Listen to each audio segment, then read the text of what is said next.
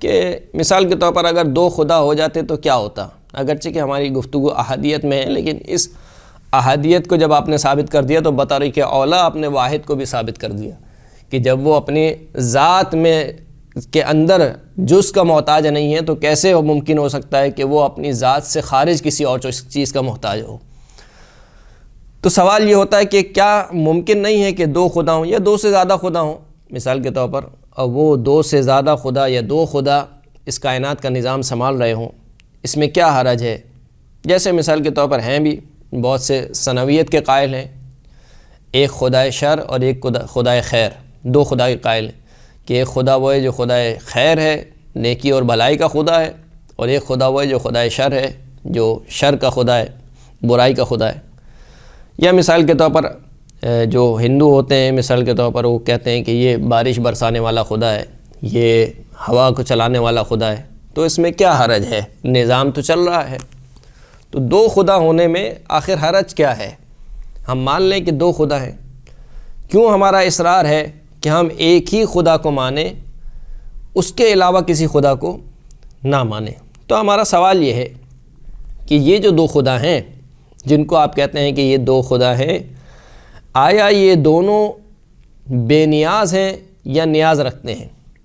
بے نیاز سے مراد یہ ہے کہ ان کو کسی کی ضرورت نہیں ہے، یہ جیسا چاہے حکم کریں، جیسا چاہے حکم صادر کریں، جیسا چاہے نظام چلائیں۔ اگر آپ کہتے ہیں کہ یہ دونوں بالکل بے نیاز ہیں، یعنی نہ اس کو اس کی ضرورت ہے نہ اس کو اس کی ضرورت ہے، تو اس کا مطلب ہے کہ پھر کیا نیاز ہے؟ اگر ایک شخص ایک خدا جو ہواؤں کو چلانے والا ہے، وہی خدا بارش بھی برسا سکتا ہے یا نہیں برسا سکتا؟ اگر آپ کہیں کہ برسا سکتا ہے تو کیوں نہیں برسا رہا ہے؟ اگر آپ کہیں کہ نہیں برسا سکتا ہے، یعنی یہ والا خدا فقط یہی کام کر سکتا ہے، اس کا مطلب ہے کہ یہ نیاز رکھتا ہے، اس میں طاقت نہیں ہے، اور وہ خدا ہی کیا جو محتاج ہو جائے دوسرے کا۔ تو یہ جو دو خدا ہیں، یہ دو خدا اگر ہر اعتبار سے بے نیاز ہوں تو دو نہیں ہو سکتے، یہ پھر دو نہیں ہو سکتے، کیونکہ یہ جو دو خدا ہوں گے بہرحال ان دونوں کی ایک سلطنت ہوگی، جس سلطنت میں ان کی خدائی قائم ہوگی۔ سورج، چاند، زمین، آسمان، ستارے، یہ خدا کی خدائی ہے، سلطنت ہے خدا کی۔ اگر ہم کہیں کہ یہ ایک خدا کی سلطنت ہے تو دوسرے خدا کی سلطنت کہاں ہے؟ اس کی بھی کوئی سلطنت ہونی چاہیے، ورنہ اس کی خدائی کہاں پر دکھائی دے گی؟ اگر خدا ہے، کیونکہ خدا کمال مطلق ہے، تو اس کمال کا اظہار ہونا چاہیے، ظہور ہونا چاہیے، جیسے کہ خدا کا جو کہ کمال مطلق ہے اس کا ظہور اسی چاند ستاروں کے ذریعے سے کہ خدا نے اپنی قدرت کا اظہار کیا ہے۔ تو اگر دو خدا ہیں تو اس کا مطلب ہے کہ دونوں خدا کی قدرت کا ظہور ہونا چاہیے، اور اگر دونوں بالکل مستقل ہیں، جو نہیں ہو سکتے، یعنی عقلاً محال ہے کہ دو خدا ہوں اور دونوں ہر اعتبار سے بالکل مستقل ہوں، تو یہ نظام نہیں چل سکتا۔ اور اگر آپ کہیں کہ نہیں دونوں مستقل نہیں ہو سکتے ہیں، تو اس کا مطلب ہے کہ پھر ایک ہی خدا ہے، جو مستقل نہیں ہے وہ خدا نہیں ہو سکتا، جو اپنے کاموں میں محتاج ہے یا اپنے ارادے میں محتاج ہے یا اپنے کسی حکم کو نافذ کرنے میں کسی کا محتاج ہے، محتاج شے خدا ہو ہی نہیں سکتی۔ خدا نام ہی اس چیز کا ہے جو ہر اعتبار سے بے نیاز ہو۔ یا ایھا الناس انتم الفقراء الی اللہ واللہ هو الغنی الحمید، اے لوگو تم سب کے سب اللہ کے محتاج ہو، اور فقط اللہ ہے جو بے نیاز ہے اور صاحب حمد ہے، حمد والا ہے۔ تو دو خدا یوں نہیں ہو سکتے کہ یا تو ہمیں یہ ماننا پڑے گا کہ دونوں بالکل مستقل ہیں، یا پھر ہمیں یہ ماننا پڑے گا کہ دونوں بالکل مستقل نہیں ہیں۔ اگر دونوں مستقل ہوں تو یہ عقلاً محال ہے کہ دونوں بالکل مستقل ہوں، تو اس کا مطلب ہے کہ دونوں کی خدائی ہمیں دکھنی چاہیے، دونوں کے نظام ہمیں دکھنے چاہیے۔ اتفاق سے یہی سوال کسی نے امام رضا علیہ السلام سے کیا، اور کہنے والے نے کہا کہ فَلِمَا وَجَبَ عَلَيْهِمُ الْإِقْرَارُ وَالْمَعْرِفَةُ بِأَنَّ اللَّهَ وَاحِدٌ أَحَدٌ، بس کیوں واجب ہے لوگوں کے اوپر کہ وہ اس بات کا اقرار کریں اور اس بات کی معرفت رکھیں کہ اللہ واحد اور احد ہے، یعنی ایک یکتا اور تنہا خداوند کریم ہے، اس کے علاوہ اور کوئی خدا نہیں ہے۔ امام نے فرمایا لعللن، اس کی بہت سی علتیں ہیں، بہت سی وجوہات ہیں اس کے اوپر، بہت سی دلیلیں ہیں. 3 دلیلیں یہاں پر امام نے پیش کی. پہلی کیا ہے؟ پہلی دلیل یہ ہے کہ لو لم یجب ذلک علیہم لجاز لہم ان یتہموا مدبرین او اکثر من ذلک او جاز ذلک لم واذا جاز ذلک لم یہتدوا الی الصانع لہم من غیرہ. اگر مان لیا جائے کہ 2 خدا ہیں، 2 خدا ہیں، اس کا مطلب کیا ہے کہ 2 ہستیاں ہیں جو نظام کو چلانے والی ہیں. مدبرین یعنی 2 تدبیر کرنے والے، 2 نظام کو چلانے والے، یا 2 سے زیادہ مثال کے طور پر.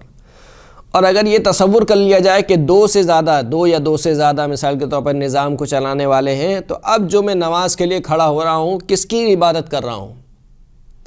پہلے والے کی، دوسرے والے کی، تیسرے والے کی، یا چوتھے والے کی؟ مجھے معلوم ہی نہیں ہے میں کس کی عبادت کر رہا ہوں. کہ پہلے اگر میں کہا جائے کہ نہیں عبادت تمہیں پہلے والے کی کرنی ہے لیکن خدا 3 ہے، تو اس کا مطلب یہ کہ عبادت فقط ایک خدا کی ہو رہی ہے، دوسرے 2 خدا کی عبادت نہیں ہو رہی، تو اس میں ان کی نافرمانی ہو رہی ہے. اس کا مطلب ہے کیونکہ ان کی عبادت نہیں ہے، یعنی خدا ہوتا ہی وہی ہے جس کو معبود کہا جائے، اس کی عبادت کی جائے. اگر ایک خدا کی عبادت ہو رہی ہے، 2 کی نہیں ہو رہی ہے، اس کا مطلب ہے کہ وہ معبود نہیں ہے. تو امام فرماتے ہیں کہ اگر یہ تصور کر لیا جائے کہ 1 سے زیادہ مثال کے طور پر تدبیر کرنے والے، نظام کرنے والے ہیں، لم یہتدوا الی الصانع لہم من غیرہ، تو جو ان کو خلق کرنے والا ہے اس کی طرف ہدایت نہیں پا سکتے. کیسے ہدایت نہیں پا سکتے؟ لأن کل انسان منہم لا یدری لعلہ انما یعبد غیر الذی خلقہ. اس لیے کہ جب 1 سے زیادہ خدا کو مان لیا جائے تو کوئی انسان نہیں جانے گا، اس کو علم نہیں ہوگا کہ میں جس کی عبادت کر رہا ہوں آیا یہ وہی ہے کہ جس نے مجھے خلق کیا ہے یا نہیں، میرا خلق کرنے والا کوئی اور ہے، میں عبادت کسی اور کی کر رہا ہوں. مثال کے طور پر کہا جائے کہ ایک خدا خلق کرنے والا ہے، ایک خدا بارش برسانے والا ہے، ایک خدا رزق دینے والا ہے.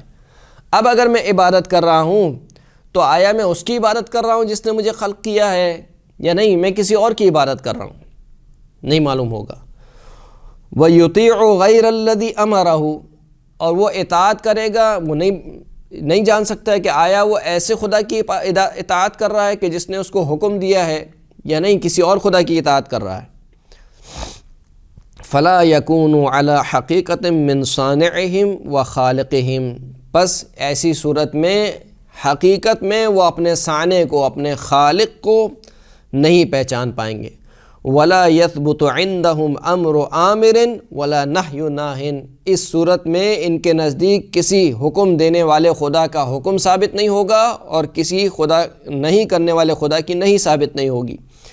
اذ لا يعرف الآمر بعینہ ولا الناہی.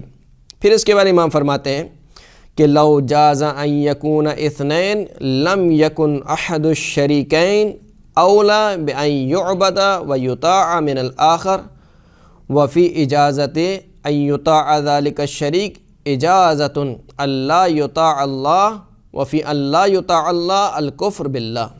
کہا کہ اگر 2 خدا کو مان لیا جائے، 2 یا 2 سے زیادہ خدا کو، جو دونوں شریک ہوں خدائی کے اندر، تو ان دونوں میں سے اگر کہا جائے کہ اس کی عبادت کرنی ہے اور اس کی عبادت نہیں کرنی ہے، تو کوئی تو وجہ ہونی چاہیے کہ جس کی وجہ سے کہا جائے کہ یہ عبادت کے لائق ہے، یہ عبادت کے لائق نہیں ہے.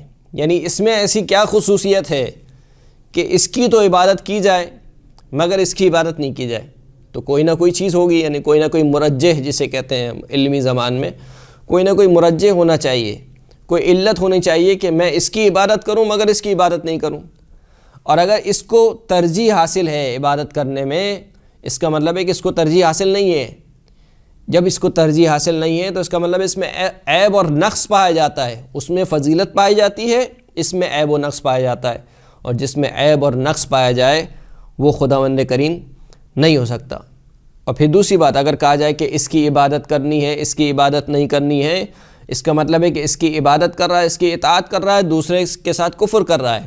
اور کفر باللہ یہ جو ہے وہ جائز نہیں ہے عقلاً، کہ انسان اللہ کا انکار کرے، اللہ کے ساتھ کفر اختیار کرے، یہ جائز نہیں ہے.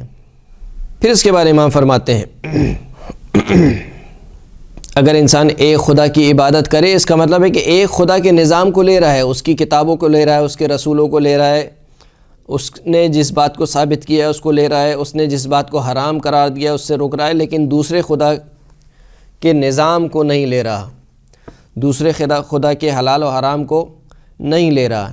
اس کا مطلب ہے کہ اگر ایک کی اطاعت کر رہا ہے تو حتماً دوسرے کی معصیت کر رہا ہے۔ ایسا ہو ہی نہیں سکتا ہے کہ ایک کی اطاعت ہو دوسرے کی بھی اطاعت ہو، نہیں ہو سکتا۔ یہ ایک کی اطاعت کر رہا ہے تو اس کا مطلب ہے کہ دوسرے کی معصیت کر رہا ہے۔ پھر امام فرماتے ہیں کہ لو جاز ان یکون اکثر من واحد لجاز لابلیس ان یدعی انہ ذلک الاخر، اگر ایک سے زیادہ خدا ہوں تو ابلیس کے لیے، شیطان کے لیے جائز ہوگا کہ وہ دعویٰ کرے کہ دیکھو تمہارا اصل خدا یہ والا نہیں ہے، وہ والا ہے، اور اس والے کے بارے میں کہے کہ دیکھو یہ والا بھی نہیں ہے، وہ والا ہے، یعنی پہلے والے کے بارے میں کہے دیکھو یہ والا نہیں ہے، دوسرا والا ہے، دوسرے والے کے بارے میں کہے دیکھو یہ والا نہیں ہے، پہلا والا ہے۔ ان دونوں کی نفی کے ذریعے سے شیطان خود اپنی عبادت کروا رہا ہے، تو ایسا بھی ممکن نہیں ہے۔ جو شیطان انکار کر رہا ہے وہ ایک ہی خدا کا انکار کر رہا ہے، وہ یہ نہیں کر رہا کہ مثال کے طور پر 10-12 خدا ہیں۔ شیطان نے یہ نہیں کہا کہ بارش برسانے والے خدا کا انکار کرو، رزق دینے والے خدا کا انکار کرو، نہیں، شیطان تو اصلاً کہہ رہا ہے کہ خدا کا انکار کرو۔ کون سے خدا کا انکار کرو؟ یعنی اس کے نزدیک، شیطان کے نزدیک بھی ثابت ہے کہ خدا ایک ہی ہے اور اسی کا انکار کرنا ہے، ورنہ اگر 10-12 خدا ہوتے تو شیطان 10-12 خدا کا انکار کرواتا کہ اس کا بھی انکار کرو، اس کا بھی انکار کرو، اس کا بھی انکار کرو۔ شیطان ایک ہی خدا کا انکار کروا رہا ہے۔ تو اس کا مطلب یہ ہے کہ خدا جو ہے وہ ایک ہی ہو سکتا ہے۔ بہت واضح دلیل جو قرآن مجید نے بھی دی اور جو مولا کائنات امیر المومنین نے بھی بیان کی، لو کان فیہما آلہۃ الا اللہ لفسدتا، اگر زمین اور آسمان میں اللہ کے علاوہ کوئی اور خدا ہوتا لفسدتا، تو یہ زمین اور آسمان برباد ہو جاتے۔ بہت واضح ہے کیوں برباد ہو جاتے، اس لیے کہ جب خدا کی خدائی ہے اور خدا اپنی خدائی کو حاکم کرنا چاہتا ہے اس نظام پر، اور خدا کے نظام کے تحت یہ زمین اور آسمان چل رہے ہیں، تو اگر کوئی دوسرا خدا ہوتا تو یقیناً وہ اپنے نظام کو، اپنی خدائی کو ظاہر کرنا چاہتا۔ ایک خدا کہتا ہے کہ مثال کے طور پر آج یہاں پر سورج نکلے گا، دوسرا کہتا ہے نہیں وہاں پر سورج نکلے گا۔ ایک خدا کہتا ہے کہ مشرق سے سورج نکلے گا، دوسرا کہتا ہے کہ نہیں مغرب سے سورج نکلے گا، ایک کہتا نہیں شمال سے نکلے گا، ایک کہتا نہیں جنوب سے نکلے گا۔ تو ایسی صورت میں ہوتا کیا، نظام دھرم برہم ہو جاتا۔ یعنی اس کائنات کا نظام جب ہم دیکھتے ہیں تو ایک نظام کے تحت یہ کائنات چل رہی ہے، اس کا مطلب ہے کہ اس نظام کو تدبیر کرنے والا، چلانے والا کوئی ایک خدا ہے جو اس نظام کو چلا رہا ہے، جس کی قدرت سے نظام چل رہا ہے۔ اگر ایک کے علاوہ اور کوئی خدا ہوتے، بہت سارے خدا ہوتے، تو یقیناً وہ اپنی خدائی کا اظہار کرتے اور ان کا بھی نظام ہوتا۔ جب ان کی خدائی اس نظام میں حاکمیت پیدا کرتی تو اس کا مطلب ہے کلیش ہوتا، دو نظام آپس میں ٹکرانے کے نتیجے میں کیا ہوتا، زمین اور آسمان تباہ ہو جاتے۔ اسی بات کو مولا کائنات نے نہج البلاغہ میں بیان کیا، وَاعْلَمْ أَنَّهُ لَوْ كَانَ لِرَبِّكَ شَرِيكٌ لَأَتَتْكَ رُسُلُهُ وَلَرَأَيْتَ آثَارَ مُلْكِهِ وَسُلْطَانِهِ وَلَعَرَفْتَ صِفَتَهُ وَفِعَالَهُ وَلَكِنَّهُ إِلَٰهٌ وَاحِدٌ، کہ اے میرے بیٹے اگر تیرے رب کا کوئی شریک ہوتا تو اس کے بھی رسول آتے، اس کی بھی کتابیں آتی اور اس کی ملکیت کے آثار ظاہر ہوتے، اس کی خدائی ظاہر ہوتی اور اس کی سلطنت ظاہر ہوتی، اور تم اس کی صفت کو ہی پہچانتے، اس کے افعال کو ہی پہچانتے، لیکن اس کائنات میں سوائے ایک خدا کے کوئی دوسرا خدا نہیں ہے، جیسے خود خداوند کریم نے اپنی توصیف بیان کی ہے۔ صلی اللہ علی محمد و آلہ الطاہرین۔